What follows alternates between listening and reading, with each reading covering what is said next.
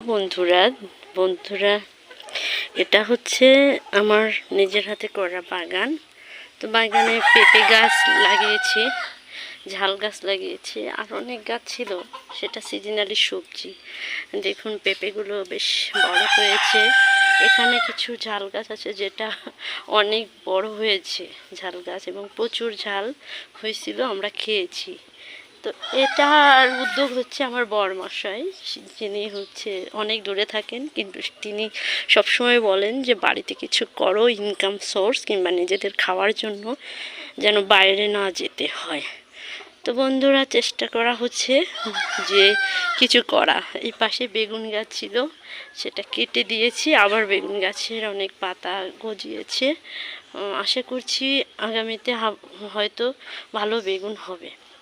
তো দেখুন ঘ্যাটকুল গাছও আছে আমার ক্ষেতে। তো একটা মানুষ বাড়িতে থাকলে রান্নাবান্নার বাইরে অনেক কিছু করতে পারে চেষ্টা করলে। তো বাড়িতে যদি নিজেদের সবজি নিজেরা হাতে লাগিয়ে খাই, সেটার একটা অন্য আনন্দ। এটা আসলে যারা করে তারা বোঝে।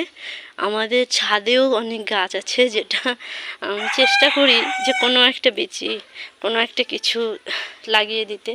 এই পাশে হচ্ছে আমার যে পুঁই শাক যে ক্ষেত, সেটা অনেক পুঁই শাক খেয়েছি, আবার গজাচ্ছে। তো এভাবেই চলছে আমার জীবন। ভালো থাকবেন।